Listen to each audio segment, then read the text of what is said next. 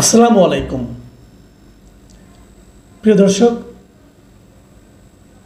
প্রধান উপদেষ্টা ডক্টর মোহাম্মদ ইউনূসকে লক্ষ্য করে একজন রাজনৈতিক নেতা বলেছেন যে এই অন্তর্বর্তীকালীন সরকারের যে প্রধান উপদেষ্টা ডক্টর মোহাম্মদ ইউনূস উনি লন্ডনে গিয়ে সিজদার মাধ্যমে নির্বাচনের ওহী পেয়েছেন এবং তারপরে আরও বলেছেন যে আপনি ওহী পেয়েছেন বটে, কিন্তু আপনার এই সিজদাটা ঠিক হয়নি। আপনাকে ওইখানে সিজদা না দিয়ে সিজদা দিতে হতো বাংলাদেশের জনগণের প্রতি, কারণ জনগণ আপনাকে বসিয়েছে। এটা কে বলেছে? একজন রাজনৈতিক নেতা বলেছে, সুপরিচিত রাজনৈতিক নেতা। এখন প্রশ্ন হলো, এই রাজনৈতিক নেতাটা কে, কোন দলের? নামটা বলি, উনি এনসিপির একজন নেতা। আমি জানি এনসিপির নামটা শুনে অনেকে হয়তো বিস্মিত হবেন, ভাববেন আরে এনসিপি তো ডক্টর ইউনূসেরই দল, তাহলে এনসিপির একজন নেতা এই কথা বলে কেন?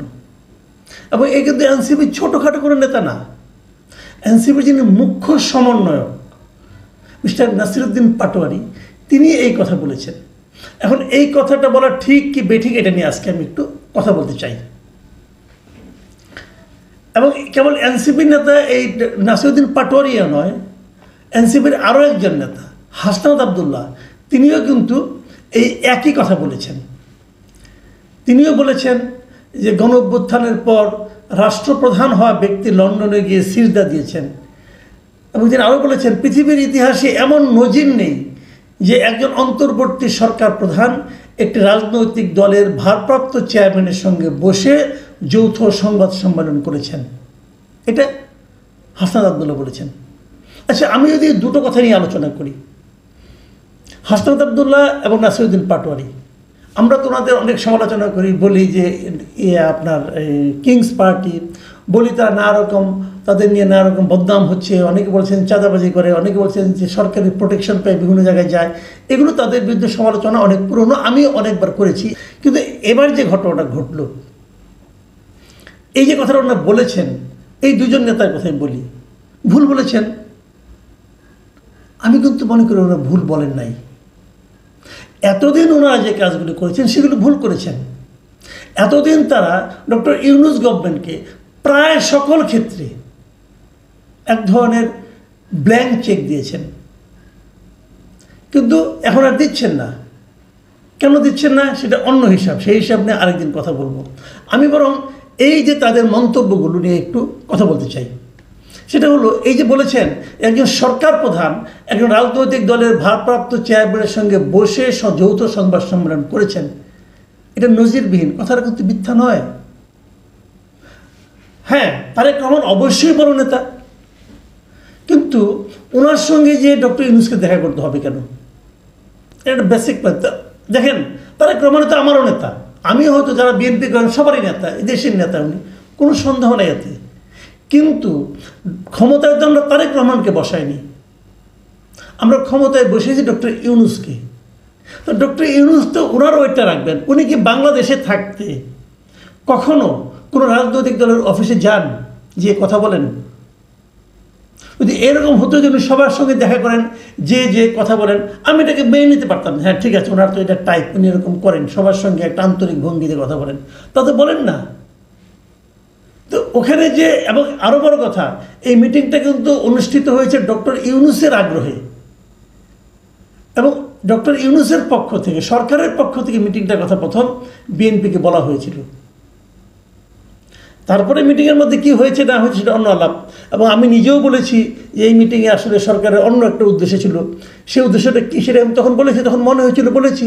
পরে দেখা গেছে সে যা বলেছিলাম তার পুরোটা সত্য হয়নি, সেখানে আমার প্রিডিকশন ভুল হয়েছে। হতেই পারে, আমি তো মানুষের ভাই, আমি তো জ্যোতিষ না, তাই না? আমি যেরকম ভেবেছি সেরকম বলেছি, আমার কথা যুক্তি দিয়ে বলেছি। কিন্তু প্রশ্নটা হলো, এরকম হয় কি না? এটা ঠিক হয়নি। যদি এমন হতো ডক্টর ইউনূস তারেক রহমানকে বলতেন যে আপনি দেশে আসেন, আপনার সঙ্গে একটা মিটিং করব, তাহলে সেটা হতো সবচেয়ে শোভন, সবচেয়ে ভালো, যেটা নিয়ে অন্য অন্য পলিটিক্যাল পার্টি যেন করে থাকেন। কিন্তু এখানে তা হয়নি। এটা দিক দিয়ে ঠিক আছে। আচ্ছা, এবার আসার আরেকটা কথা বলি, যে আমাদের নাসিরউদ্দিন পাটোয়ারি কি বলেছেন, পাটোয়ারি কথাটা একটু শুনি আমরা। পাটোয়ারি সাহেব বলেছেন, বাংলাদেশের মানুষ আমাদের নোবেল লরিয়েট ইউনূস স্যারের চোখে পড়ে না, ওনাকে লন্ডন যেতে হয়। তিনি লন্ডনে গিয়ে সিজদা দিয়েছেন, সিজদার মাধ্যমে ওহির মাধ্যমে উনি আদেশ পেয়েছেন, সেটা একটা প্রেস রিলিজের মাধ্যমে জানিয়েছেন বাংলাদেশে ফেব্রুয়ারিতে নির্বাচন হতে হবে এই সংবিধানের অধীনে। কিন্তু আপনার সিজদা তো ঠিক হয়নি, আপনার সিজদা দিতে হবে বাংলাদেশের জনগণের প্রতি, কারণ জনগণ আপনাকে বসিয়েছে, সেই সিজদার মাধ্যমে আপনি সঠিক দিক নির্দেশনা পাবেন। এই কথাতে বলেছে, এটা আমি কিছু কথা বলি আপনাদেরকে এখানে। এক নম্বর কথা হলো, ফেব্রুয়ারিতে নির্বাচন হতে হবে, এটা কিন্তু ওই সিজদার মাধ্যমে প্রেস রিলিজে উনি জানান নেই। ফেব্রুয়ারি নির্বাচনের কথা উনি স্পষ্ট করে বলেছেন গত 5 অগাস্ট জাতির উদ্দেশ্যে দেওয়া ভাষণে। ওখানে যেটা হয়েছিল, একটা যৌথ ঘোষণা হয়েছিল, সেখানে বলা হয়েছিল যে উনি নির্বাচন করতে চেয়েছেন এপ্রিলে, কিন্তু যদি সংস্কার সব ঠিকঠাক মতো হয় তাহলে রমজানের 1 সপ্তাহ আগেও হতে পারে। উনি কনফার্ম করে বলেননি, কনফার্ম করে বলেছেন গত 5 আগস্ট। কাজে এই জায়গাটাতে নাসিরউদ্দিন পাটোয়ারি একটু রাগের মাথায় হয়তো বলেছেন, আমার কাছে মনে হয় এটা ঠিক নয়। এখন আসেন আরেকটা পয়েন্টে বলি। উনি বলেছেন সিজদা দিতে হবে বাংলাদেশের জনগণের প্রতি, কারণ জনগণ আপনাকে বসিয়েছে। এই জায়গাটা যে সমস্যা, জনগণ কি চায়, জনগণ ওনাকে বসিয়েছে, এই যে কথাটা, এটা কিন্তু ডক্টর ইউনূস শুরুর দিকে বলেননি। উনি শুরুর দিকে বলেছেন ছাত্ররা আমাকে বসিয়েছে, এবং শুরুর দিক থেকে দেখা গেছে ছাত্ররা যা চেয়েছে উনি তাই দিয়েছেন। এখন হয়তো ছাত্রদের সঙ্গে কিছুটা ঝামেলা হয়েছে, মানে ছাত্ররা যা চাচ্ছে তা পাচ্ছে না, অথবা ছাত্রদের কাছ থেকে উনি যা চেয়েছিলেন, যা ভেবেছিলেন যে সব কিছু দেওয়ার পর ছাত্ররা তার হয়ে যে কাজটা করতে পারবে, সেই কাজটা এখন আর ছাত্ররা করতে পারবে বলে হয়তো তিনি মনে করছেন না। এই জন্য উনি ছাত্রদের উপর আস্থা রাখতে পারছেন না। ঝামেলাটা এই জায়গায় হয়ে গিয়েছে। জনগণের প্রসঙ্গটা এই ছাত্রদের পক্ষ থেকে যখন বলা হলো, এবার আমি খুব খুশি হয়েছি। হ্যাঁ, বাংলাদেশের জনগণকে গুরুত্ব দিতে হবে, বিদেশকে না। আমি কিন্তু শুরুর থেকেই একটা কথা বলছিলাম যে বিদেশি লোক এনে আপনারা কিন্তু এখানে সংস্কার করার চেষ্টা করেন না।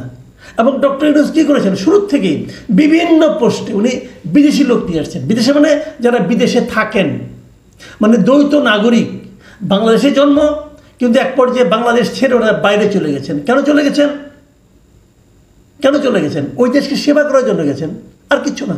কারণ যদি সেবা না করে বাংলাদেশকে উন্নত করার জন্য, বাংলাদেশে বৈদেশিক মুদ্রা পাঠানোর জন্য যেতেন, তাহলে ওখানে যেয়ে তারা ওখানকার নাগরিকত্ব নিতেন না। ওখানকার নাগরিকত্ব নেওয়ার মানে উনি আসলে ওই দেশেরও নাগরিক, এই দেশেরও নাগরিক, মানে 2 নৌকা পা ওনার। যখন দেখবেন যে নৌকা ফুটা, ওই নৌকা থেকে পাটা তুলে আরেক নৌকা পা রাখবেন।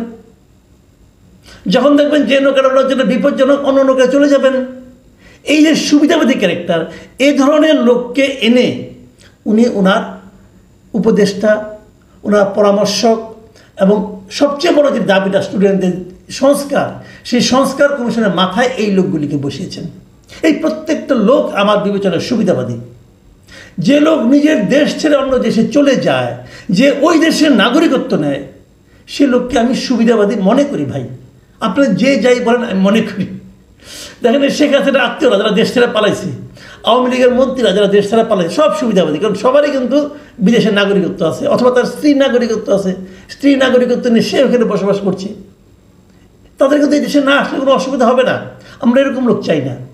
আমরা এমন লোক চাই যে সংগ্রামে বলেন, আনন্দে বলেন, বেদনায় বলেন, শাস্তি পাওয়ার ক্ষেত্রে বলেন, দেশেই থাকবে। আমরা এরকম লোক চাই। উনি বিদেশে যে সিজদা দিয়েছেন, এক্ষেত্রেও দিয়েছেন, ও ক্ষেত্রেও দিয়েছেন। এই যে বিষয়গুলো নাসিরউদ্দিন পাটোয়ারি এখন বলছেন, আমার কাছে মনে হচ্ছে যে ওনারা এতদিনে লাইনে আসতেছেন। ওনারাও যদি, আমি নাগরিক কমিটিকে বলবো, ওনারাও যদি শুরু থেকে ডক্টর ইউনূসের পারপাস সার্ভ করার কথা চিন্তা না করে দেশের মানুষের পারপাস সার্ভ করার কথা চিন্তা করতেন, তাহলে তারা আরও অনেক দূর এগিয়ে যেতে পারতেন বলে আমি মনে করি। ওনারা তা করেননি। ওনারা ভেবেছেন আমাদের মাথার উপরে ইউনূস আছে, আমার আর কী লাগে, কারণ আমরাই ওনার এমপ্লয়ার, আমরা যা চাবো তাই পাবো। পেয়েছেনও, অনেকবার পেয়েছেন, এখন আর পাচ্ছেন না। কারণ ডক্টর ইউনূসেরও নিজের একটা হিসাব আছে। বিএনপির যেমন হিসাব আছে, এনসিপির যেমন হিসাব আছে, ইউনূস সাহেবের একটা হিসাব আছে। সেই হিসাবে এনসিপি এখন সৎ সন্তানের ভূমিকায় চলে এসেছে। কাজে সৎ সন্তান এখানে আপন সন্তানের দিকে উনি ঝুঁকবেন, এটাই তো স্বাভাবিক হচ্ছে ওইটা। এখন ভাই মন খারাপ করে কোনো লাভ নাই। তবে আমি মনে করি এখনও সময় আছে, আপনাদের এই যে দাবিগুলো, এই দাবিগুলো কিন্তু ভ্যালিডিটি আছে, আপনারা কিন্তু দাবিগুলো করতেই পারেন এবং এই দাবিগুলো নিয়ে আপনারা যদি অগ্রসর হন, আমি মনে করি যদি ঠিকঠাক মতো অগ্রসর হন এবং ঠিক লোককে নিয়ে অগ্রসর হতে হবে, কিন্তু ওই চোরটাকে নিয়ে গেলে অগ্রসর হবে না। যে জিনিসটা নাকি বলেছেন, হাসনাত আব্দুল্লাহ বলেছেন যে কেউ যদি প্রমাণ করতে পারে আমি বা আমার সহযোদ্ধারা দুর্নীতি করেছি, আমরা রাজনীতি থেকে সরে দাঁড়াবো, ব্যবসায়ীদের কাছ থেকে টাকা নেওয়ার অভিযোগ সম্পূর্ণ মিথ্যা, এই যে কথাটা বলেছেন না, আমি হাসনাত আব্দুল্লাহকে বলবো ভাই আর একটু কেয়ারফুল হয়ে বলেন। এই কারণে বলেন, আপনি আপনার কথা বলতে পারেন যে আমি করিনি, আমি আমার কথা বলতে পারি আমি করিনি, আমি কিন্তু আমার ভাইয়ের কথা বলতে পারবো না এবং আমি আমার সন্তানের কথা বলতে পারবো না, আমি জানি না সে কী করেছে। কাজে সহযোদ্ধাদের দায়িত্ব নিয়েন না ভাই, নিয়েন না।